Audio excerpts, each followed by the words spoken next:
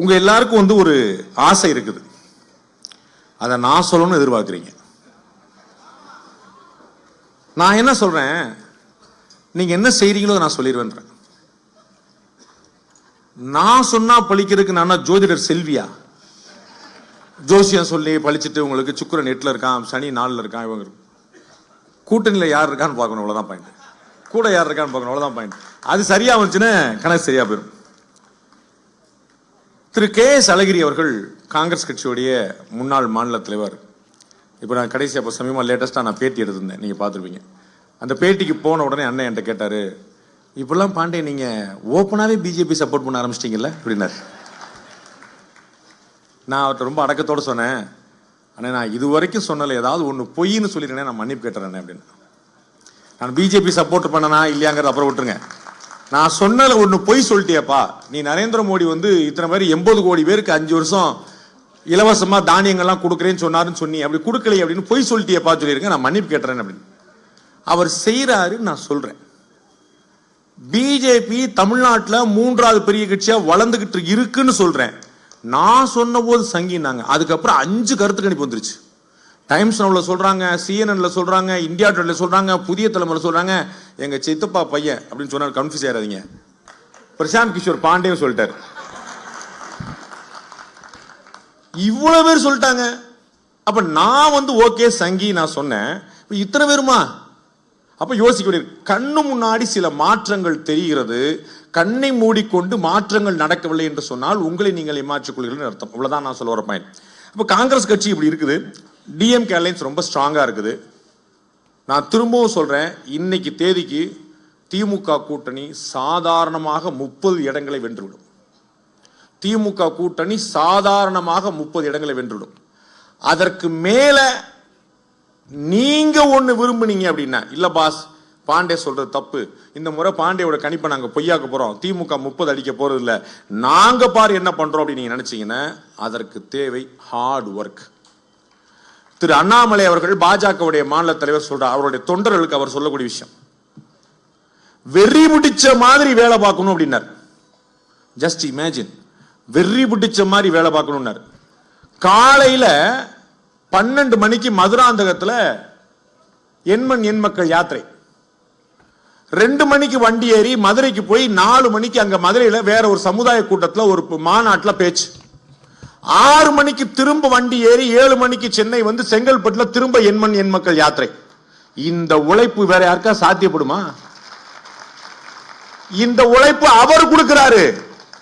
அப்படி ஆசைப்படுற நீங்க கொடுக்குறீங்களா? அம்மா சொன்னாங்க, அதுதான் நான் சொன்னேன். ஒவ்வொருத்தரும் உழைத்தால் தான் சாத்தியம். உட்கார்ந்து கொண்டு வேடிக்கை பார்த்தா சாத்தியம் இல்லை. உலகம் ரொம்ப மோசம் சார், பாலிடிக்ஸ்லாம் ஒர்ஸ்ட் சார், இந்த அரசியல்வாதிகள்லாம் சுடணும் சார், அப்படி தத்துவம் பேசினா கதைக்காது. You be the change, you be the change. இந்த நாட்டுடைய பிரதமர், உலக நாட்டு தலைவர்கள் காலில் விழுகிறார்கள், உலக நாட்டு தலைவர்கள் காலில் விழுகிறார்கள்.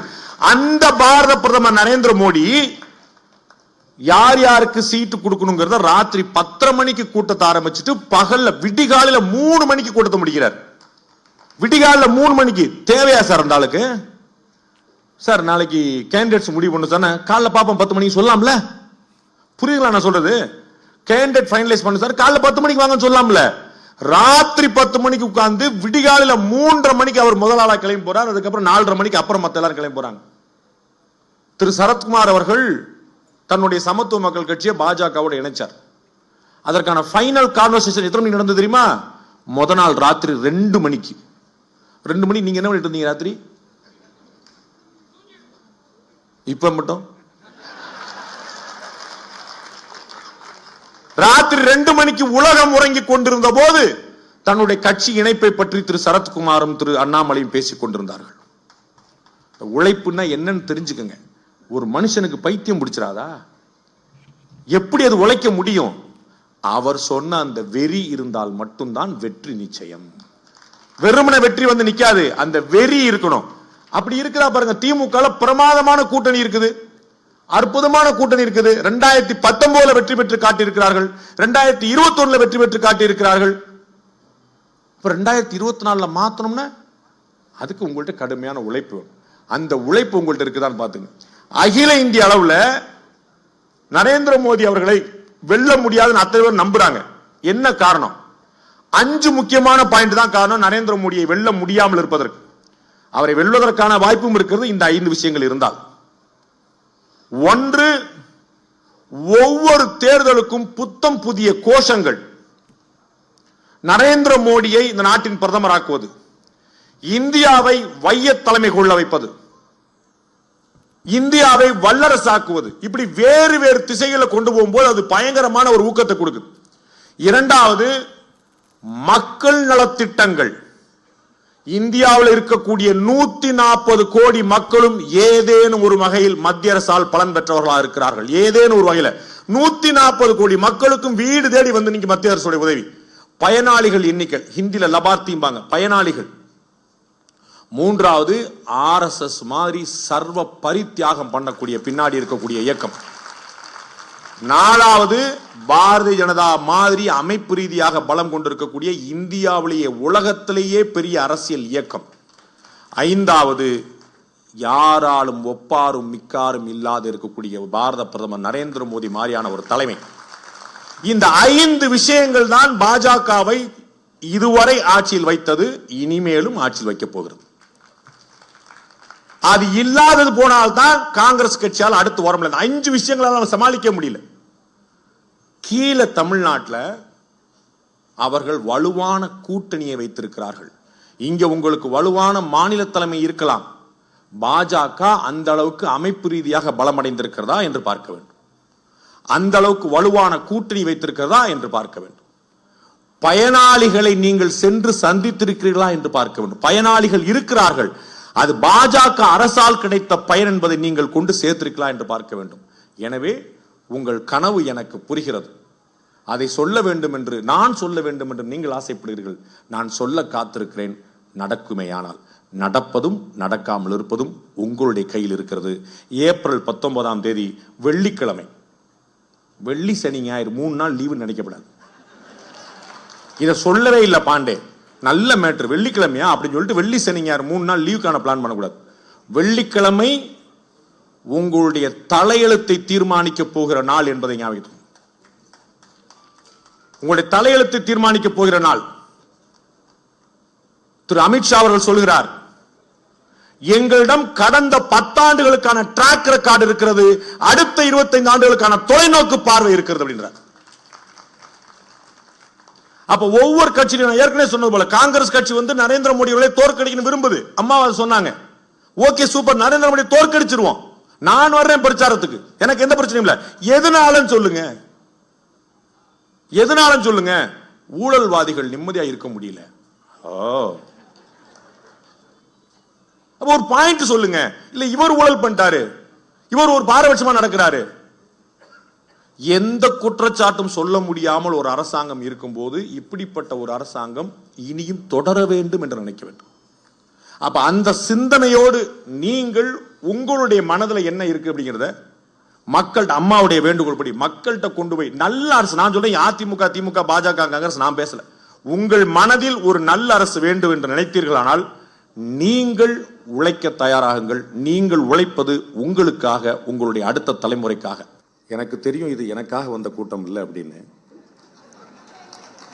இருந்தாலும் அதுல புல்லுக்கும் ஆங்கே பொசியுமாம் அப்படிங்கிறது போல நம்மளை வந்து பயங்கர ஒரே கூட்டமா இருக்கே, சாணக்கிய ஆண்டு விழான சீட்டே கிடைக்காதுப்பா அப்படின்னு நானே சொல்லிக்கிறேன். அந்த அளவுக்கு வந்து அன்பு செலுத்திய அத்தனை உள்ளங்களுக்கும் என்னுடைய சிறந்தாழ்ந்த வணக்கத்தை நான் தெரிவித்துக் கொள்கிறேன். திரு ஜி.கே. வாசன் அவர்களோ, திரு டிடிவி தினகரன் அவர்களோ, திருமதி நிர்மலா சீதாராமன் அவர்களோ இந்த நிகழ்ச்சிக்கு வருகிறார்கள் என்று சொன்னால் அது எனக்காக அல்ல, என்னுடைய தாய், என்னுடைய ஆண்டாளம்மா போட்ட பிச்சை. அவள் என் மீது பொழிந்து கொண்டே இருக்கக்கூடிய கருணை. அவ வந்து போட்டுக்கிட்டே இருக்கிறா, அள்ளி அள்ளி அள்ளி அள்ளி கொடுத்துக்கிட்டே இருக்கிறா. இன்னும் நான் வந்து திணறேன், அவ சந்தோஷத்துல கொடுத்துக்கிட்டே இருக்கா. அப்போ நீ என்னை வந்து நம்பி வந்துட்ட ஓடுறா, சந்தோஷமாறான்னு கொடுத்துக்கிட்டே இருக்கிறா. அதுதான் இப்படிப்பட்ட பெருமக்கள்லாம் இந்த மேடையில் இருக்கக்கூடிய ஒரு அற்புதமான நிகழ்வு. இன்னைக்கு குருநாதர் ஸ்ரீ ராகவேந்திரருடைய ஜென்ம தினம். அது எப்படி அமைஞ்சது அப்படின்னு பாருங்க. நாங்கள் நாள் குறித்த போது விஐபிகள்கிட்ட நாங்கள் 2-3 நாள் கேட்டு தான் நம்ம அதை குறித்தோம். ஆனால் இன்னைக்கு எதேச்சும் அப்படி அமைஞ்சது பார்க்குறோம். நாம நாள் குறிச்சதை விடுங்க, தேர்தல் கமிஷனே நாளை குறிச்சிட்டான். பார்த்தீங்களா? அதுல ஒரு எப்பயுமே ஒரு ட்விஸ்ட் நமக்கு சாணக்கியாவுக்கு நமக்கு இருந்துகிட்டே இருக்கு. நாங்கள் முதல் ஆண்டு விழா நிறைவு செய்த போது அன்னையோட லாக்டவுன். சாணக்கியாவே விழா நடத்திட்டா, இனிமே எல்லாத்தையும் மூடிடுறாங்க.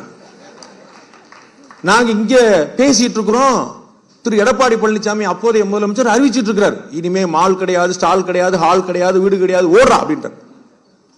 வெளியில வந்து பார்த்தா பயங்கரது. அன்னைக்கு காலையில சூப்பர் ஸ்டார் ரஜினிகாந்த் அவர்கள் காலைல தொலைபேசியில் அழைச்சார். இன்னைக்கு நிகழ்ச்சி இருக்குதா அப்படின்னாரு. நாங்க வந்து அடைச்ச கடையை திறந்தா நடத்திடுவோம்னே, நாங்கெல்லாம் சாணக்கியெல்லாம் கண் மாறினேன் அப்படின்னு. சரி அப்படின்ட்டார்.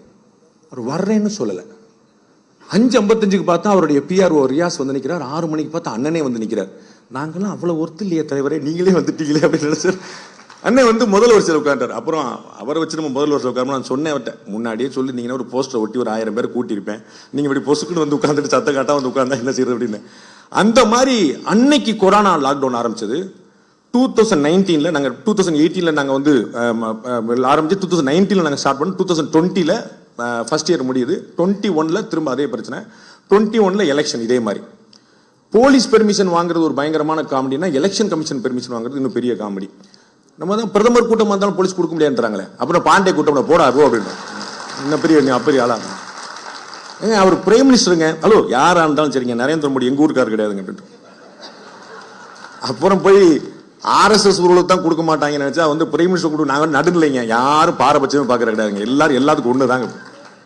அப்புறம் கோர்ட்ல போய் சொல்லிட்டு, அப்புறம் கோர்ட்ல சொல்லிட்டாங்க. கோர்ட்ல சூப்பரா சொல்லிட்டாங்க, எந்த ரூட்டு போனோம், எப்போ போனோம், எப்படி போனோம், எவ்வளவு நேரம் போனோம், எல்லாத்தையும் போலீஸ் முடிவு பண்ணிக்கங்க, அவர் வருவார் அப்படின்னு. எல்லாத்தையுமே போலீஸ் முடிவு சொன்னாங்க. என்ன செய்யறது, அப்படி ஒரு பாதுகாப்புக்கு பிரச்சனையா தேவை இருக்கு. ஸோ 2021 எலெக்ஷன் கமிஷன்ல பெரிய சிக்கலாகி நாங்கள் வந்து திருப்பி அவங்கள்ட்ட எல்லாம் பெர்மிஷன் கேட்டு, இவங்கள்ட்ட பெர்மிஷன் கேட்டு, இப்போ நாங்கள் திரும்பி பெர்மிஷன் கேட்க போனோம் போலீஸ்ட்ட. சார் எலெக்ஷன் டேட் அனௌன்ஸ் பண்ணிடுவாங்களே சார் அப்படின்னா, சார் அதுக்காக தானே சார் கூட்டமே போடுறோம் நாங்கள் அப்படி. அப்புறம் எனக்கு நமக்கு என்ன சார் வேலை, அதுக்கு தானே சார் நாங்கள் கூட்டமே போடுறோம் அப்படின்னு.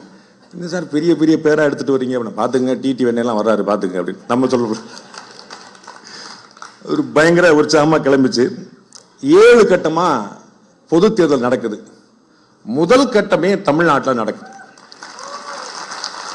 ஏப்ரல் 19ஆம் தேதி வாக்குப்பதிவு பாஸ். 33 நாள்ல வாக்குப்பதிவு. என்ன இங்க பண்ணிட்டு இருக்கீங்க உட்கார்ந்து? 33 நாள்ல வாக்குப்பதிவு. இன்னும் பாமக எங்க இருக்கு, தேமுதிக எங்க இருக்குன்னு தேடிட்டு ஒரே டிமாண்ட் தான், ஒரே போட்டி தான். தேர்தல் வந்துருச்சுன்னு இந்த 2 கட்சிகளுக்கு வரக்கூடிய டிமாண்ட் இருக்கு பாருங்க. எப்படியாவது கஷ்டப்பட்டு பேர் வாங்கி ஒரு கட்சி ஆரம்பிச்சு பாக்க. சாணக்கியா மக்கள் முன்னேற்ற கழகம். என்ன டிமாண்ட் பாருங்க. மன்சூர் அலி கான் அண்ணன் கூட பேசினா அப்புறம் நம்ம கூட பேச மாட்டாங்களாங்க? உடனே அவர் குறை சொல்ல நினைச்சாங்க, அவர் வேற சண்டைக்கு விடுவாரு. அவரை கட்சி விட்டு தூக்கிட்டாங்களா தெரியுமா உங்களுக்கு? இன்னைக்கு மதியம் எனக்கே எங்க ஊர் கதைக்கு தான் பிரேக் நியூஸ் சொன்னாங்க. என்ன மாப்பிள தெரியுமா, மன்சூர் அலி கான் கட்சி விட்டு தூக்கி அவர் தானடா கட்சி அப்படின்னு. அதெல்லாம் கிடையாது, பொதுக்குழு செயற்குழு கூட்டல அப்படின்னு சொல்லிட்டு பொதுக்குழு செயற்குழு கூட்டாம நிக்கிட்டாங்க. பொதுக்குழு செயற்குழு கூட்டாம அவர் டிசைட் பண்ணான்னு சொல்லி பொதுக்குழு செயற்குழு இருந்து கூட்டாம இவங்க முடிவு பண்ணிட்டாங்க. இந்த பொதுக்குழு செயற்குழுனாலே அது பிரச்சனை தான். அது அதிமுகவா இருந்தாலும் சரி, எதுவா இருந்தாலும் சரி. அதுல ஒரு பெரிய பழைய அரசியல் ஒண்ணு இருக்கு. அண்ணன் இருக்கிறதுனால சொல்லிடுறேன். அம்மா வர வரைக்கும் ஃபில் பண்ண சொன்னாங்க, வேற ஒன்றும் இல்லை. சாணக்கிய ஆண்டு பாண்டே தானே பேசுவார் நினைக்காதீங்க. அம்மா வரணும் கொஞ்சம் பேசிட்டு அப்படின்னாங்க. சரி அப்படின்னு சொல்லிட்டு பேசிட்டு இருந்தேன். என் ஷெடியூல் படி வந்து அம்மா பேசி முடிச்சதுக்கு அப்புறம் தான் நான் பேசணும்னு நினைச்சிட்டு இருந்தேன். ஏன்னா அப்பதான் நமக்கான ஆடியன்ஸ் ஒரு 4 பேர் மட்டும் இருப்பாங்க, நம்ம தனியா பேசிட்டு இருப்போம். எனக்கு தெரியுமில்ல, அண்ணன் வாசன் எந்திரிச்சாரு, நீங்க 500 பேர் கிளம்பிடுவீங்க. அண்ணன் டிடி எந்திரிச்சாரு 500 பேர் கிளம்பிருப்பீங்க. முத்த நாங்க 4 பேர் தான் உட்காந்துப்போம். எனக்கு ஒன்றும் பிரச்சனை கிடையாது. நாங்கெல்லாம் வந்து டிவியில பேசுறவங்க. எதிர என் தம்பி கேமராமேன் மட்டும் தான் இருப்பான். அவனே தேடார வரைக்கும் விட மாட்டாங்க. சார் 28 நிமிஷம் ஆச்சு சார், 2 நிமிஷம் முக்கியமான மேட்டர் பின்னாடி தான் வருது, அண்ணன் முக்கிய ட்விஸ்ட் வச்சிருக்கேன் அப்படின்னு.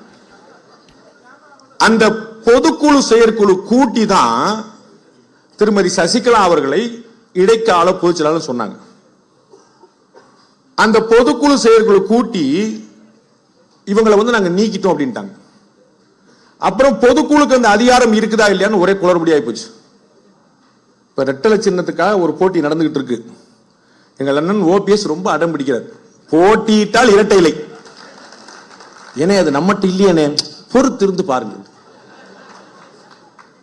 இந்த அரசியல் தலைவர்களுடைய அந்த மர்மங்கள் இருக்கு பாருங்க. நமக்கு ஒரு டவுட் வருது, திடீர்னு எலெக்ஷன் கமிஷன் நோட்டீஸ் பண்ணாங்க, ஆஹா ஆரம்பிச்சிட்டாங்களா, முதல்ல இருந்தா பயங்கர ஆச்சரியமான பரபரப்பு போய்கிட்டே இருக்குது. ரொம்ப 33 நாள் டைம் அப்படிங்கிறது என் கணக்குல ரொம்ப ஷார்ட் டைம்.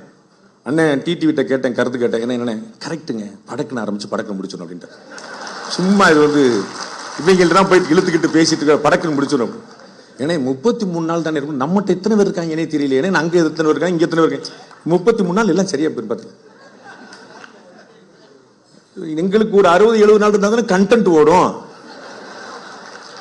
ஏப்ரல் 19 இங்கெல்லாம் ஓட்டு போட்டு முடிச்ச அப்புறம் ஜார்க்கண்டில் தேர்தல் நீங்க யார் பார்க்க போறீங்க? நேர ஜூன் 4 தான் டிவி ஆன் பண்ணுவாங்க. அது ஜூன் 4 வந்து வாக்கு எண்ணிக்கை. ஜூன் 4 வரைக்கும் டிவி தொடைய மாட்டாங்க. நம்ம வந்து மாநாட மயிலாட, நமக்கு வந்து பிக் பாஸ், இந்த மாதிரி நம்ம மக்கள் நீதி மைய தலைவர் கமல்ஹாசன் இல்லையா, ஒரு அண்ணன் வச்சிருக்கிறாரு. அது வந்து போட்டு ஜாலியா பார்த்துட்டு ஹாப்பியா இருக்க, தேவையில்லாம கொண்டு போய் இந்த சாணக்கியா ரங்கராஜ் பாண்டே எப்ப பார்த்தாலும் பேசிட்டே இருப்பான். அவனே வேற பேசிட்டு இருக்கான் பாதி நேரம் வரும். ஒரு 33 நாள் ஷார்ட் பீரியடு. இப்போதைக்கு உங்கள்ட்ட ஒண்ணு மட்டும் கேட்பேன், அவ்வளவுலாம் போனதுக்கு அப்புறம் நான் வேற கேட்கிறேன். தயவு செய்து ஓட்டு போடுங்க, அது ரொம்ப முக்கியம். தமிழ்நாடு எப்பயுமே சராசரியா 70% வாக்குகளை போட்டுட்டே இருக்கு. இன் ஆவரேஜ் 70% போலிங் ஆயிரும், பத்தாது. ஒரு 80-85 போட்டு எலெக்ஷன் கமிஷனை திங்க் பண்ண வைக்கணும். என்னப்பா பிரச்சனை, 85% ஓட்டு போட்டீங்க, என்ன பிரச்சனை யோசிக்க வைக்கணும். அப்படி நடந்தா மட்டும்தான் நீங்க நினைக்கிறது நடக்கும்.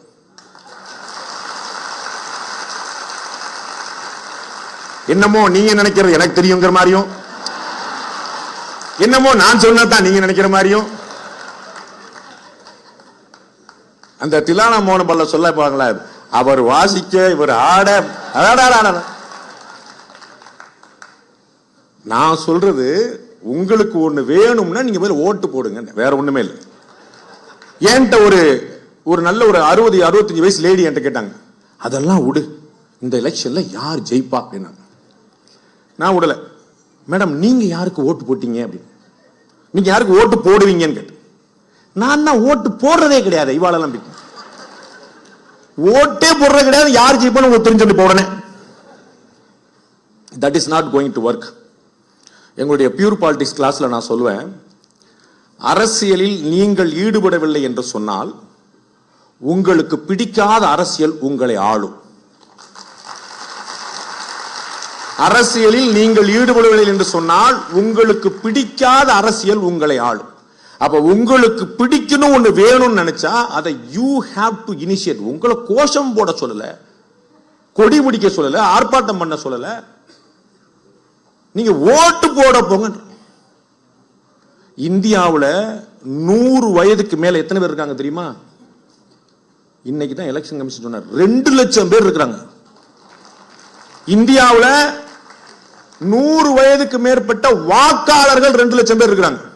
85 வயசுக்கு மேல ஏகப்பட்டது.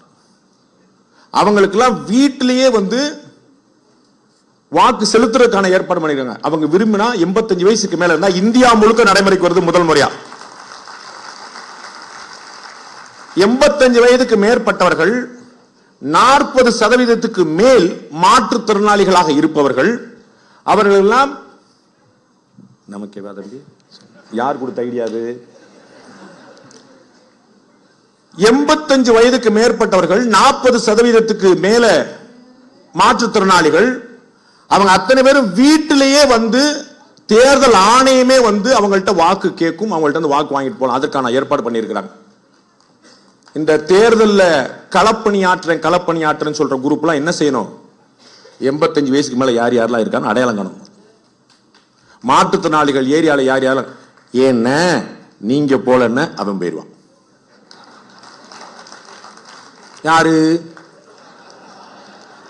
யாரு அவங்க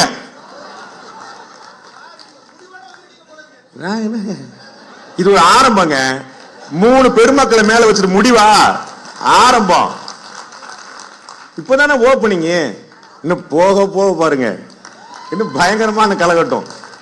சோ நான் பாருங்க, தேர்தல் ஆணையத்துக்கு சாதகமா பேசிட்டு இருக்கிறேன், நீங்க வேற எதுவும் நினைச்சு பேசிட்டு இருக்கீங்க.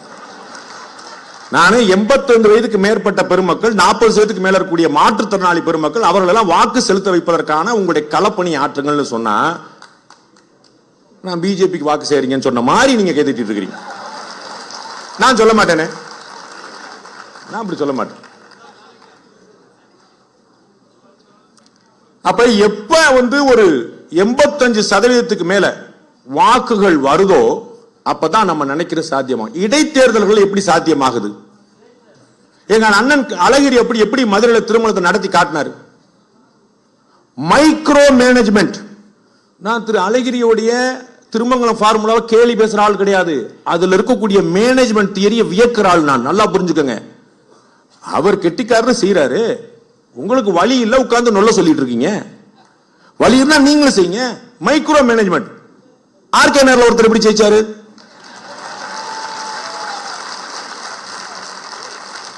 ரூலிங் பார்ட்டியை எதிர்த்து, முந்தானத்து வரைக்கும் கூட இருந்தவங்களை எதிர்த்து, எதிர்கட்சிகளுடைய பெரிய கூட்டணி எதிர்த்து, திடீர்னு தொப்பின்றான், திடீர்னு பேட்டுன்றான், திடீர்னு பரிசுன்றான், திடீர்னு குக்கர்ன்றான். நீ என்ன சின்ன கூடு, நான் பாத்துக்கிறேன்.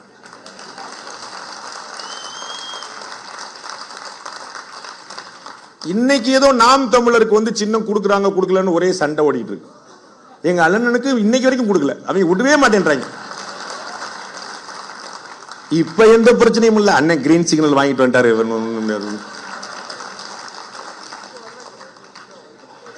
உங்களுக்கு தான் ரெட்டலை கொடுக்குறேன் சண்டை போட்டுட்டு இருக்கீங்க, அப்புறம் அது வேறையா? அதுக்கே ஒரு போட்டி போட்டுட்டு இருக்காங்க. அப்ப என்ன சின்ன வருங்கிறத ஒரு இந்த வருதுனே நீங்க ஏன் உங்கள்கிட்ட சின்ன வரலன்னு ஏன்ட்ட கேட்டு நினைய செய்ய வருகிறீங்க.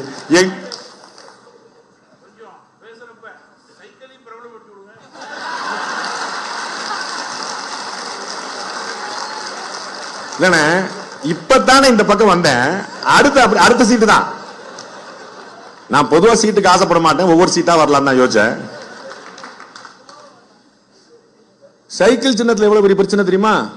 திரு சீமானுக்கு ஏற்கனவே கர்நாடகால ஒருத்தர் முன்னாடி கேட்டார், 30 நாள் முன்னாடி கேட்டார். அப்படி எங்க அண்ணனுக்கு ஏகப்பட்ட பிரச்சனை. அவர் அந்த பிரச்சனையெல்லாம் பார்க்கறதுக்குள்ள படக்கு இந்த பக்கம் சின்ன பிரச்சனைட்டாங்க. அப்புறம் போச்சு, சரி சண்டை போட்டு இருக்காரு இன்னைக்கு வீட்டுல. என்னன்னா, ஒரு மாநிலத்திற்குனால இன்னொரு மாநிலம் கொடுக்க மாட்டேன். சமாஜ்வாடி கட்சி சைக்கிள் வச்சுக்கிட்டு இருக்கு, தெலுங்கு தேசம் கட்சி சைக்கிள் வச்சுட்டு இருக்கு. எங்க அண்ணன் ஏற்கனவே சைக்கிள் வச்சிருந்தாரு. இவங்க நினைச்சா ஒண்ணு செய்யறாங்க. நாங்க முந்தினவருக்கே முதலிடம், எங்க போய் முந்தனும் தெரியல, எங்க போய் முட்டணும் தெரியல. இப்போ ஒன்னும் பிரச்சனை இல்லை வச்சுங்க. அண்ணா இருக்காரு, அண்ணாமலை வேற கூட இருக்கிறாரு, சைக்கிள் வேற கூட இருக்குது. அப்படி அது ஆட்டோமேட்டிக்கா பிரித்து பார்க்க முடியாது எது ஒன்றும் அண்ணாமலையும் சைக்கிளும் இல்லையா? அது அதனால ஆட்டோமேட்டிக்கா ஓடிடும். இவ்வளவு பிரச்சாரம் பண்றேன், ஏதாவது கோப்பாச்சா கேப்பாச்சா ஏதாவது 2 பேர் ஏதாவது கொடுத்தீங்கன்னு அண்ணனே வேற எனக்கு ஏன் கட்சி கொஞ்சம் 2 பிரச்சாரம் பண்ணேன். நல்ல வார்த்தை சொல்றேன். நான் எங்க சேனல்ல மைக் டெஸ்ட் பண்ணும்போதெல்லாம் நான் ஏன்னா 4 நல்ல வார்த்தை சொல்லுங்க அப்படிமே. மைக் டெஸ்ட் பண்ணுங்க, ஹலோ அப்படின்னு சொல்லும்போது 4 நல்ல வார்த்தை சொல்லுங்க. அது மாதிரி அண்ணன் இப்ப என்னை பத்தி 2 நல்ல வார்த்தை சொல்லுங்க. உங்களை பத்தி தான் நாங்க 5 நிமிஷம் சொன்னோமே. அவ்வளவு ஆச்சரியமான மனிதர் இன்னைக்கு யார் கிடைப்பா? தமிழ்நாட்டில் இப்படி ஒரு அரசியல்வாதி கற்பனை பண்ண முடியாது. ஒரு கெட்ட வார்த்தை பேசாம, ஒரு ஆபாச சிந்தனை இல்லாம, யாரையும் எடுத்தெறிஞ்சு பேசாம, எதிரியை கூட மதிச்சு பேசக்கூடிய, 5 ஆண்டுகளுக்கு மேல் மத்திய அமைச்சராக இருந்து ஒரு ஊழல் குற்றச்சாட்டு கூட சொல்ல முடியாத, பெரும் கோடீஸ்வர் குடும்பத்தில் பிறந்து சாதாரணமாக தரையில் நடந்து ஒவ்வொரு காமன் மேனையும் பேசிட்டு இருக்கிற, இன்னைக்கு பேசும்போது என்கிட்ட சொல்றாரு, Pandey this is my function, you should obey to me அப்படின்றார். இந்த உரிமை வேற யாரும் எடுப்பா? இந்த எளிமை வேற யார்கிட்ட கிடைக்கும்? நான் சொல்றேன், நீ கேளு. அந்த மாதிரி ஒவ்வொருத்தர்ட்டையும் அன்னைக்கு ஒரு நாள் திடீர்னு அண்ணன் போன் பண்ணாரு. அண்ணன் பேர்ல இருந்து போன் வருது, நம்ம ஒன்றும் தப்பு பண்ணலன்னு சொல்லிட்டு என்ன கூப்பிட்டீங்க அப்படின்னு. ஐயா உங்கள்கிட்ட ஒரு விஷயம் சொல்லணுமே அப்படின்னு. என்னங்க? நீங்க ரொம்ப ரீச் ஆயிட்டீங்க அப்படின்னாரு. அப்படிங்களா ஐயா, இன்னும் சாணக்கியா ரொம்ப தூரம் போனீங்க அப்படின்னு நினைச்சிட்டு இல்ல நான் மாதிரி கடலூர்ல கூட்டத்துல பேசிக்கிட்டு இருந்தேன். அப்ப 2-3 பேர் வந்து நம்ம கட்சியை பத்தி பேசும்போது 2-3 பேர் பாண்டே நம்மளை பத்தி நல்லா பேசுறாரு, பாண்டே ஐயாவை பத்தி பெருசா பேசுறாரு, எனக்கு ரொம்ப சந்தோஷமா இருந்ததுயா, நான் தேங்க் பண்றதுக்காக உடனே ரூமுக்குள்ள வந்து உனக்கு தேங்க் பண்ணேன் அப்படின்னு. எங்க கிடைக்கும் இத மாதிரி? எங்க கிடைக்கும் இத மாதிரி? ஒரு சூட் கேஸ் இல்ல, ஒரு கவர் கூட இல்ல, அத்தனையுமே இல்லாம நம்ம வந்து வெறும் அன்பு தான். நம்ம அன்பு தானே, அது அன்பு எப்பயும் ஓடிட்டு இருக்கும். அண்ணனை நான் வந்து வியந்து வியந்து வியந்து வியந்து என்னுடைய சின்ன வயசுல இருந்து பார்த்துட்டு இருக்கேன். எங்க மூப்பனாரியாவுடைய காலத்துல இருந்து நாங்க பார்த்துட்டு இருக்கோம். அவ்வளவு வியப்புக்குரிய மனிதர். அண்ணன் டிடிவி பத்தி சொல்லிக்கிட்டே போலாம். அவர் வந்து ஒரு பேட்டில் சொன்னாரு, பாண்டே வந்து இம்ரான்கான் மாதிரி யாருக்கரா போடுவாரு, நான் டேவிட் பூட் மாதிரி சிக்ஸரா அடிச்சிருவேன் அப்படின்னு. நான் கூட முதல் வரியை கேட்டு என்னை தான் பாராட்டார் நினைச்சேன். வந்து அண்ணன் நம்மள ரொம்ப பெருசா 2வது வரியில சிக்ஸ் அடிச்சு போடுவேன். என்னங்க எப்படி சொல்லிவிட்டீங்க? நானும் அண்ணனும் பேசின லைவ் இன்டர்வியூ வந்து ரொம்ப வைரல். முதல்ல வந்து பயங்கர நல்லா வைரலா போச்சு. அது வந்து அது எடிட் பண்ணாம அப்படி நாங்க ஒன்றும் பெருசா எடிட் பண்ண மாட்டோம். அது வந்து எங்க பேட்டி கொடுத்த எல்லாருக்குமே தெரியும். அண்ணன் திருமாவளவன் வந்து அண்ணன் திரு டிடிவி தினகரன் அவர்கள் வந்து எவ்வளவு சேலஞ்சஸ் மத்த ஒரு அரசியல்வாதியா இருந்தா தற்கொலை செஞ்சிருப்பாங்க. நான் சீரியஸா சொல்றேன். ஒரு நபருக்கு எதிராக ஒரு அரசாங்கம் ரொம்ப கிளர்னா பிரச்சனை வந்துடும். அதனால கொஞ்சம் லைட்டா மட்டும் முடிச்சு போயிடுறேன். கொஞ்சம் டீப்பா போனா கொஞ்சம் சிக்கலாயிரும். ஒரு அரசாங்கம், ஒரு நிறுவனம், ஒரு நிர்வாகம், நீதிமன்றம், கட்சி கூட இருந்தவர்கள் அத்தனை பேரும் மறுநாள் காலில் போனா அது என்ன திசைன்னு அந்த ஜாதகத்தை பார்க்கணும். சனி தேசியா சுக்குரி என்ன திசை அப்படி நெகட்டிவா. அண்ணன் கூலா இருக்கிறார், அசரே மாட்டார். சொந்த பந்தங்கள் வீட்டுல பூரா ரைடு போயிட்டு இருக்கு, அதனால என்ன போயிட்டு போட்டு அப்படின்றார்.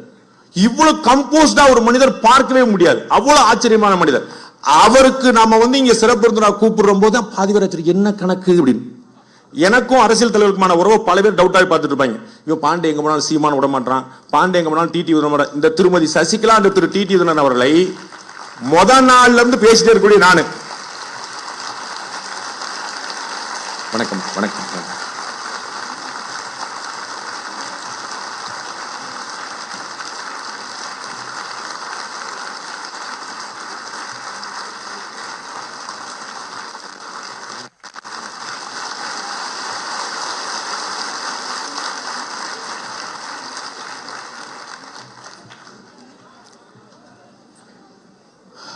அம்மாவை பற்றி நிறைய சொல்லியாச்சு. நான் தனிப்பட்ட முறையில் 2 சொல்லணும். ரொம்ப எளிமையான கோரிக்கை வச்சேன். அம்மா மாதிரி எங்களுடைய ஆண்டு விழா வருது, நீங்கள் வாய்ப்பு கிடைச்சா ஒரு நாள் கொடுக்கணும். யூ ஓன்ட் பிலீவ், அங்கேயே சொன்னாங்க வந்துடுறேன். அங்கேயே அப்பயே நான் வந்துடுறேன் அப்படின்னு.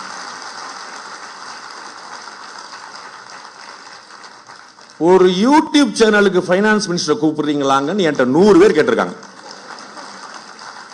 அது யூடியூப் சேனலோட குறை இல்லைங்க, ஃபைனான்ஸ் மினிஸ்டரோட பெருந்தன்மைங்க அப்படின்னு.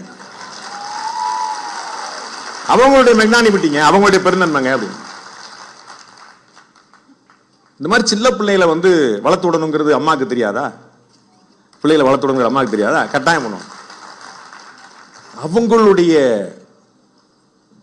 உயரம் என்ன அப்படிங்கிறது நம்ம வெளியிலேருந்து பார்த்துட்டு இருக்கிறோம். வெளியிலேருந்து பார்த்தாலும் இந்த பக்கத்துல இருந்து அனுபவிக்கிற ஒன்று இருக்கு பார்த்தீங்களா? அம்மாவுக்கு ஒரு 5 PA இருக்காங்க. 5 PAல யாராவது ஒருத்தர் ப்ளீஸ் கால் மீன்னு எனக்கு மெசேஜ் போட்டால் எனக்கு பிபி பூரா ஏறிடும்.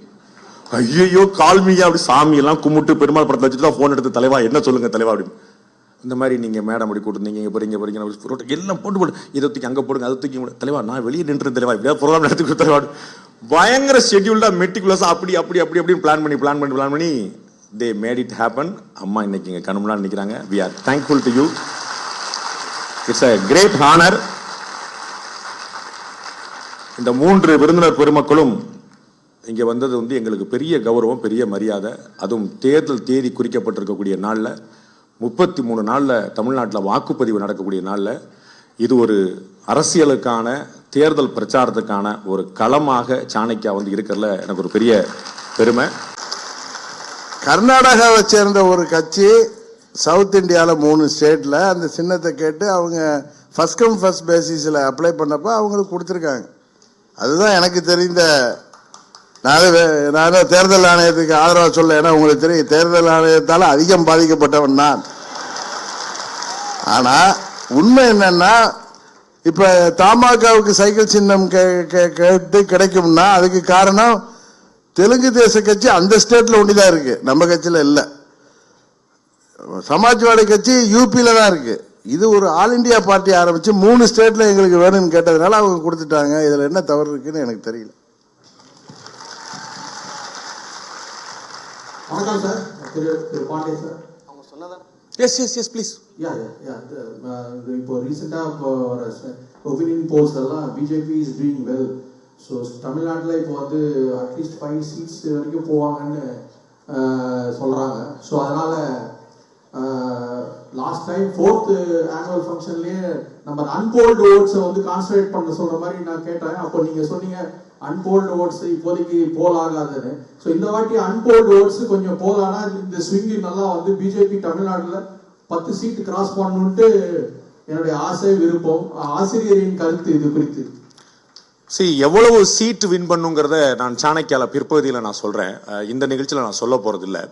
ஏன்னா அதற்கு வந்து ஒருத்தர் வெற்றி பெறுவாரா மாட்டாரா, எத்தனை சீட் வரும் அப்படிங்கிறதுக்கு 100 காரணங்கள் இருக்குது. நான் ஏற்கனவே சொன்னது போல தென் சென்னையில பாஜக ஜெயிக்குமா அப்படின்னா ஜெயிக்கலாம் அப்படின்னு இருக்கும். தென் சென்னையில நிர்மலா சீதாராமன் அவர்கள் நின்றால் பாஜக ஜெயிக்குமானா ஜெயிச்சிடும். தென் சென்னையில நரேந்திர மோடி அவர்கள் நின்றால் ஜெயிக்குமானா கட்டாயம் ஜெயிக்கும். இவ்வளவுதான் பாயிண்ட். ஒரே தென் சென்னையில பாஜக சார்பா தாமரை சின்னத்துல 3 பேர் நின்றால் 3 விதமான வெற்றி வாய்ப்பு. அவ்வளவுதான் பாயிண்ட். சோ எதிர யார் நிக்கிறாங்கிறது முக்கியம், இங்க யார் நிக்கிறாங்க முக்கியம், கூட்டணி எப்படி அமைதுங்கிற முக்கியம். இது பல விஷயங்கள் சார்ந்தான். பிஜேபி இந்த முறை யாரும் எதிர்பார்க்காத வாக்கு சதவீதத்தை பெறும். அதுல எந்த குழப்பம் இல்ல. அது சீட்டா மாறுமா அப்படிங்கிறது இன்னமும் இந்த சின்ன சின்ன குழப்பங்கள் தெளிந்த பிறகு நான் கட்டாயமா சொல்றேன்.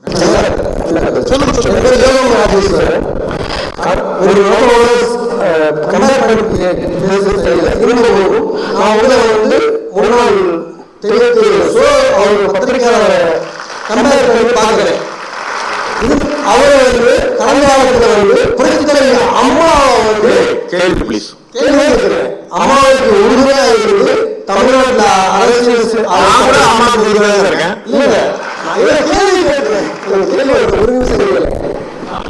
நான் வந்து மக்கள் செல்வன் அந்த முறை கேட்கிறேன்.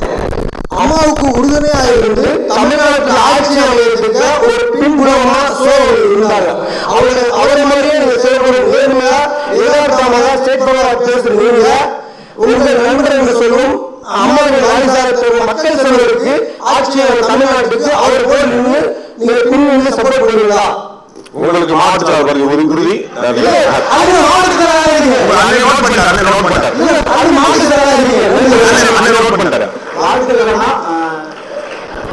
சிறந்த எதிர்கட்சி காங்கிரஸால எண்ணிக்கை ரொம்ப கம்மியா இருக்கிறதுனால அவங்கள இந்திய அளவில் சிறந்த எதிர்கட்சி செயல்பட முடியலன்ற ஒரு இது இருக்கிறாங்க. உண்மையா நாட்கள்ல காங்கிரஸ் கட்சி வந்து சிறந்த எதிர்கட்சியா செயல்பட முடியாததுக்கான காரணம் எண்ணிக்கை இல்ல, எண்ணம். அவங்கள்ட்ட வந்து பாஜகவை தோற்கடிக்கணும் அப்படின்னும் நரேந்திர மோடியை வீழ்த்தணும்னு எண்ணம் இருக்கே தவிர ஏன் வீழ்த்தணும் தெரியல. அவங்களுக்கு நரேந்திர மோடியை தோற்கடிக்க போனாங்க. எதுக்கு பார்க்கணும்? அவர் தோற்கடிக்கணும். எதுக்குடா தோற்கடிக்கணும்? பாஸ் எதுக்கு? அது இல்ல. ஒரு ஊழல் குற்றச்சாட்டு சொல்லுங்க, ஒரு முறைகேடு சொல்லுங்க, ஒரு உழைப்பற்ற தன்மை சொல்லுங்க, ஒரு பொருளாதார வளர்ச்சி இல்லைன்னு சொல்லுங்க, உலக நாடுகள் மரியாதை இல்லைன்னு சொல்லுங்க, டைம்ஸ் பத்திரிகைகளோட போட்டு வந்து அசிங்கப்படுறான்னு சொல்லுங்க. ஏதாவது ஒரு நிகழ்ச்சியா சொல்லுங்க. ஏதாவது உங்களுக்கு தெரியுமா? 2007 இரண்டாம் குஜராத் முதலமைச்சராக தேர்தல் மோடி போட்டி போடும்போது அவர் கூட சொல்லப்பட்ட குற்றச்சாட்டுனா அவர் நிறைய சட்டம் போடுறாரு. ஆமாங்க, நிறைய டிசைனா சட்டம் போடுறாரு. பாருங்க அவன் என்னென்ன பண்றான். ஒரு ஆள் சட்ட பேண்ட் கோட் மாத்துறாருன்னு கம்ப்ளைண்ட். ஏன்னா ஊழல் குற்றச்சாட்டு சொல்ல கூட முடியல. அப்புறம் எப்படி ப்ரூவ் பண்ணுவீங்க? காங்கிரஸ் கட்சியுடைய பலவீனம் எதனால் மோடியை வீழ்த்த வேண்டும் என்பதற்கு பதில் இல்ல. ஒரு 5 விஷயம் இருந்தா தான் மோடியை வீழ்த்த முடியும். அந்த 5 விஷயத்தை கடைசியில் சொல்றேன். அதனால காங்கிரஸ் வீழ்த்த முடியாது. எஸ் சார், நமஸ்காரம். இப்போ நம்மளுக்கு தேவை கரிஷ்மாவான லீடர்ஸ். நம்ம தமிழ்நாட்டில் வந்து மோடிஜியோ இல்ல மேடமோ இல்ல அண்ணாமலைஜியோ போட்டியிட வாய்ப்பு இருக்கா? ஃபர்ஸ்ட். செகண்ட் வந்து ரஜினிகாந்த் சார் வந்து கோவிட் டயத்துல வந்து உடம்ப காட்டி வேண்டான்ட்டு வெளியில வந்தார். நல்ல ஒரு இது தமிழ்நாட்டுக்கு இந்த நேரத்துக்கு ஏன் வாய்ஸ் கொடுக்கணும்? கொடுத்தாதான் அவர் தமிழ்நாட்டுக்கு செய்யற ஒரு நல்ல விஷயம் நடக்குமா? 1996 தெரியுமா உங்களுக்கு? தெரியுமா? அவர் வாய்ஸ் கொடுத்ததுக்கு எதிராக போச்சு அரசியல். நான் மறந்துடுறோம், நமக்கு சௌரியமான விஷயங்கள் மட்டும். 96 வாய்ஸ் கொடுத்தாரு அண்ணன் வாசன் அவர்கள் சாட்சி. அவங்க அப்பா திரு மூப்பனார் அவர்களுக்காக தான் அவர் கொடுத்தாரு. இனிமே மீண்டும் ஒரு முறை ஆட்சி வந்தால் ஆண்டவனால் கூட காப்பாற்ற முடியாதுங்கிற ஒரு வாசகம் வந்து அப்படி பொறிக்கப்பட்டுச்சு 96ல. 98ல அவர் இன்னொரு சொன்னாரு, அது நடக்கல. சோ வாய்ஸா இருந்தாலும் திரு ரஜினிகாந்த் என்னுடைய தலைவர், சரிங்களா, எனக்கு அதுல இருந்து குழப்பம் இல்ல. அவராகவே இருந்தாலும் மக்களுடைய கருத்தை பிரதிபலித்தால் தான் வாய்ஸ் ஏற்படும். நான் ஒண்ணு சொல்றேன், அப்ப அண்ணன் ரஜினிகாந்த் மோகன் சாய்க்கு எவ்வளவு வருஷம் ஆயிருக்கும்? அவருக்கு அவர் வாய்ஸ் கொடுக்க மாட்டாரா? அது ஒவ்வொருத்தரையும் பிஜேபி தான் கொடுக்கணுமா, காங்கிரஸ் தான்? அவர் கொடுத்துருவாரு, நான் தான் முதலமைச்சர், வாய்ஸ் கொடுத்துட்டாரு. நீங்க பணக்கு போய் ஓட்டு போட்டுருவீங்க. உங்களை நம்பிலாம் ஓட்டு போக கேட்டு நின்று முடியுமா? லெப்ட்ல இண்டிகேட்டர் போட்டு ரைட்ல கையை கட்டி ஸ்ட்ரைட்டா போயிட்டே இருக்கக்கூடிய ஆட்கள் எல்லாம். அதனால வந்து அவருக்கு இந்த சூட்சுமங்கள்லாம் நமக்கு ஒத்து வராது, அதனால வந்து விட்டாரு. ஓகே, கரிஸ்மேட்டிக் லீடர் பத்தி கேட்டீங்க. கரிஸ்மேட்டிக் லீடர் வந்து அவங்களுடைய ஒர்க் லோட் நம்ம புரிஞ்சுக்கணும். திரு அண்ணாமலை வாய்ப்புகள் இருக்கின்றன. பட் வந்து அதை we have to see. அவங்களுடைய எலெக்ஷன் கமிஷன், அவங்களுடைய சீஃப் எலெக்ஷன் கமிட்டி மீட்டிங் முடிவு பண்ணோம். நிறைய வேலைகள் இருக்கிறதுனால நம்ம எல்லாத்தையும் கொண்டு பேஸ்கெட்ல எல்லாம் சொல்லுவாங்க. அதனால we have to see. அவருக்கு 2000 நிறைய வேலை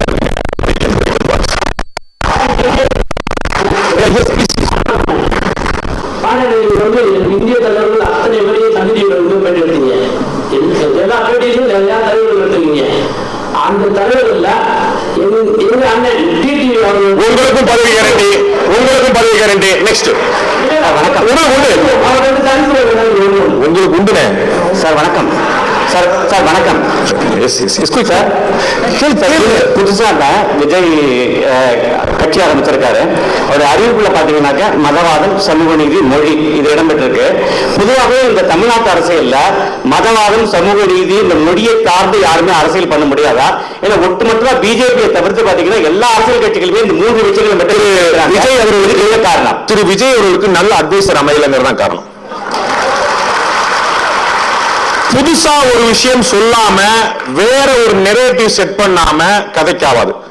திரு அண்ணாமலை அவர்கள் வருவதற்கு முன்னால் டாக்டர் தமிழிசை சவுந்தரராஜன், அதற்கு பிறகு திரு டாக்டர் எல் முருகன், இந்த 2 பேர் தான் அந்த ட்ரெண்டை கொஞ்சம் மாற்ற. அதற்கு திரு பொன் ராதாகிருஷ்ணன், திரு இலகணேசன் எல்லாம் ரொம்ப தன்மையா, ரொம்ப மென்மையா, ஒரு அமைதியா, திரு வாசன் அவர்கள் மாதிரி எதிர்ப்ப கூட அவர் வந்து அவர்கள் செய்வது சரியில்லை, அது மாத்திரமல்ல அப்படின்னு சொல்லுவார். அண்ணன் அண்ணாமலை வந்து எவனா அப்ப இந்த மண்ணுக்கு எது தெரியும் அவர் தெரியுது, இந்த மண்ணுக்கு எது பிடிக்குது, சண்டை செய்யணும் சார். ஒரு முக்கியமான ஒரு அரசியல் தலைவர் சொன்னாரு, சார் தமிழ்நாட்டு மக்களுக்கு சண்டை செய்யணும் சார். அப்பதான் தமிழக அரசு சிறப்பாக செயல்படவில்லை, ரைட்டு, அப்புறம் அப்படிமா படாது போட்டு அவங்கதான் மொத்த கஞ்சாவை கடத்துறாங்க அப்படின்னா இன்ட்ரெஸ்டிங்கா இருக்க. அது ஆமாவா இல்லையாங்கிற அப்புறம் அவங்களுக்கு ஒரு ஸ்பைஸ் தேவைப்படுது. சூப்பர், நல்ல நெக்ஸ்ட் அடுத்த வீடியோ போடு. அப்ப இது ஒரு முக்கியமான மேட்டர். அதை வந்து திரு விஜய் அவர்களுக்கு நல்ல திரைக்கதை வசனகர்த்தாக்கள் சினிமாவில் அமைந்தார்கள். இங்க பார்க்கணும் அமைகிறாங்களான்னு பார்க்க. எஸ், நீங்க ரொம்ப பண்றீங்க. Please sir. நமஸ்காரம் சார். தமிழகத்தில் இந்து சமய அறநிலையத்துறை மேற்பார்வையில் இருக்கும் திருக்கோயில்களில் பல நடைமுறைகள், அந்த முறைகேடுகள் நடக்கிறது. அதை பற்றி வைணவ மத குருமார்களுக்கோ இல்லை இந்து மத குருமார்களுக்கோ ரொம்ப இக்னரண்டாக இருக்காங்க அதை பற்றி. இதே மதுரை ஆதீனம் வந்து அதை பற்றி முதல்ல வாய்ஸ் ரைஸ் பண்ணாங்க, இப்போ ஒன்றும் பெருசாக பேசுறதை பற்றி. ஸோ இப்படி இருக்கிற பட்சத்தில் வந்து மத குருமார்கள் அண்ணாமலை சொல்கிறார், அண்ணாமலை சொல்கிறார், இது மாதிரி வந்து முதல் கையெழுத்துலேயே நாங்கள் வந்து இந்து சமயத்துறையை வந்து நீக்கிடுவோம் அப்படின்றான். ஸோ இந்த மாதிரி இருக்கிற பட்சத்தில் மத குருமார்களுக்கும் அதை பற்றி பொறுப்பு இல்லை. ஸோ இந்த மாதிரி இருக்கும்போது இந்து சமயத்துறை கோயிலை விட்டு வெளியே போனால் நமக்கு அது பாதகமாக இருக்குமா இல்லை சாதகமாக இருக்குமா? ஏன்னா அது அடுத்தது யார் அதை வந்து இந்து சமய அறநிலையத்துறை வந்து வெளியே போகாது, அது இப்போதைக்கு நடக்காது. அதை சரி பண்றதுக்கான முயற்சிகளை நம்ம தொடர்ந்துகிட்டே இருக்கணும். எதை ஒன்னையுமே வந்து ஓவர் நைட்ல நீங்க காலி பண்ணி அபாலிஷ் பண்ணி கொண்டு போக முடியாது. அதை சரி பண்றதுக்கான முயற்சிகள் நடக்கணும். அது வந்து லாங் வே டு கோ. நம்ம பார்ப்போம். மத குருமார்கள் பத்தி வித் ஆல் ஹியூமிலிட்டி ரொம்ப தன்மையோட, அவர்கள் இக்னோரண்டாலாம் இல்ல, சைலண்டா இருக்கிறாங்க. வைஷ்ணவ மத குருமார்கள் எல்லா மத குருமார்கள் வேண்டாம், அதுக்கு மேல நான் நியாயமா இருக்கேன். பெரியவர்களை நான் பேசுறேன். ஓட்டிங் கம்பல்சரி ஆகுமா? அந்த ஆதார், பேங்க் அதெல்லாம் இணைக்கிற மாதிரி ஓட்டர் கார்டு சேர்த்து இணைக்கலாமா? அது வருங்காலத்துல வருமா? வந்தா பெனிஃபிட் உண்டா? அதெல்லாம் எந்த பெனிஃபிட்டும் கிடையாது, நடக்க போறதும் கிடையாது, அப்படிலாம் கம்பல் பண்ணலாம் முடியாது. அதெல்லாம் பிராக்டிகலா இன்ட்ரெஸ்டிங். நம்ம வந்து எதுவுமே ஒரு உட்டோபியன் தாட்டுக்கு போகணும். எஸ் எஸ் எஸ் எஸ் சொல்லுங்க. இவ்வளவுதாங்க உண்மை, இவ்வளவுதாங்க கரெக்டா சொன்னீங்க. நான் வந்து என்னுடைய மாவட்டத்துல தான் உங்களை நான் நியமிச்சிடுறேங்க. இவ்வளவுதான் உண்மை.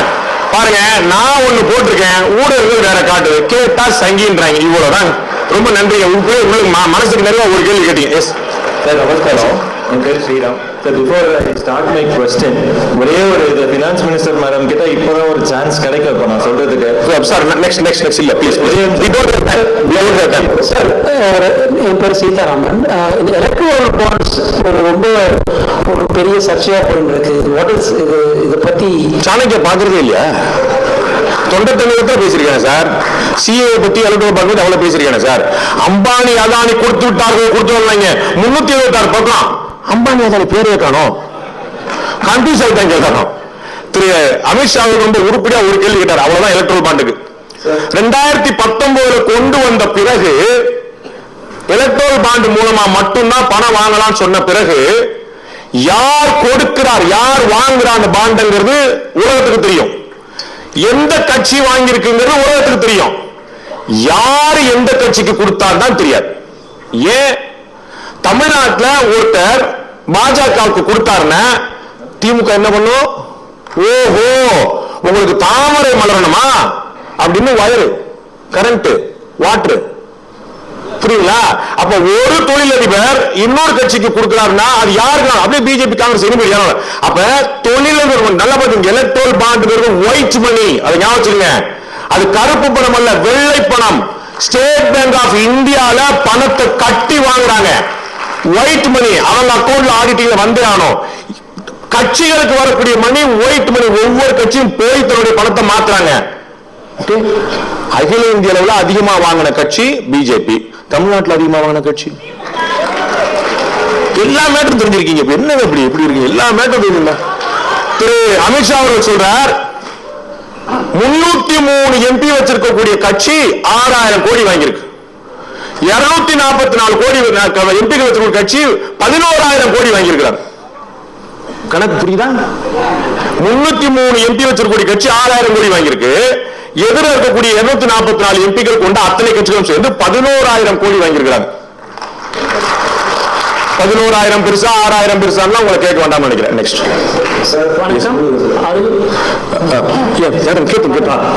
அண்ணாமலை அவர்கள் வந்து பிஜேபி யாத்திரையில இவ்வளவு தூரம் கஷ்டப்பட்டு இப்ப நம்ம வாக்கு சேகரிக்க ட்ரை பண்ணிட்டு இருக்காங்க. பட் ஸ்டில் அந்த last phase of the elections வந்து யாருக்கெல்லாம் சோசியல் மீடியா அந்த அளவுக்கு ஆக்சஸ் இல்லை அப்படிங்கிறவங்க ஜென்ரலா அவங்களோட திங்கிங் என்னன்னா, இப்ப டிஎம்கே தான் நமக்கு செஞ்சிருக்கு, நமக்கு 1000 ரூபாய் கொடுத்திருக்காங்க, 2000 ரூபாய் கொடுத்திருக்காங்க, இப்படின்ற ஒரு மைண்ட் செட் தான் இன்னைக்குமே நிறைய நேட்டிவ்ஸ் இன்சைட்ல வந்து அவங்களுக்கு சரியா ரீச் ஆகல ஆக்சுவலி. சோ அந்த வேர்ட்ஸ் எல்லாம் நம்மளால எப்படி இன்னும் கன்வெர்ட் பண்ண முடியும்? ஏன்னா இவ்வளவு உழைச்சதுக்கு அப்புறமா கடைசியில இவங்க தான் பண்ணி இவ்வளவு உழைச்சது அண்ணாமலை. நீங்க உழைச்சிங்களான்னு பாருங்க. லாஸ்ட் கொஸ்டின் அருள் தமிழகத்தில்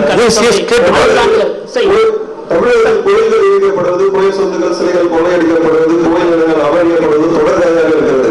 இது போதாது என்று கோயில் ஊழியர் வருவாயை இந்து சமய அறநிலையத்துறை எடுத்துக் கொள்கிறது. இதை தடுக்க மத்திய அரசு நடவடிக்கை எடுக்காதது. தமிழ்நாட்டில் ஆட்சியை பிடித்தவுடன் அறநிலையத்துறையிடமிருந்து கோயில்கள் இடிக்கப்படும் என்று அண்ணாமலை சொல்கிறார். இங்க ஆட்சிக்கு வந்தவுடன் அதை செய்கிறார். மத்திய அரசு அதிகாரத்தை பயன்படுத்தி இப்போதே செய்ய முடியாதா? எதுல தலையிட முடியும் ஒரு கணக்கு இருக்குங்க.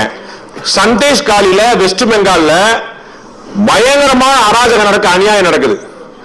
ஒரு கோச் கிட்ட பாரத பிரதமர் நரேந்திர மோடி ஆட்சியை கலைச்சிருவோம் சொல்றாரு வச்சுக்கோங்க. என்ன தெரியுமா?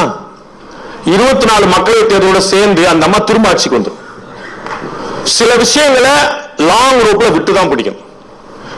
மத்திய அரசு விட்டு பிடிக்குது. எனக்கு நல்ல நம்பிக்கை இருக்குது. அவர்கள் வந்து உத்தரகாண்ட் உள்ளிட்ட பிற மாநிலங்கள் வந்து இது மாதிரி கோயில் எடுக்கும்போது, பாஜக அரசே கோயில் வந்து அரசாங்கம் எடுக்கும்போது அவர்கள் வேற ஒரு அட்வைஸ் கொடுத்தாங்க. அது வந்து சரியா போச்சு. அப்புறம் திருப்பி அவர்களுக்கே கொடுக்கப்பட்டது.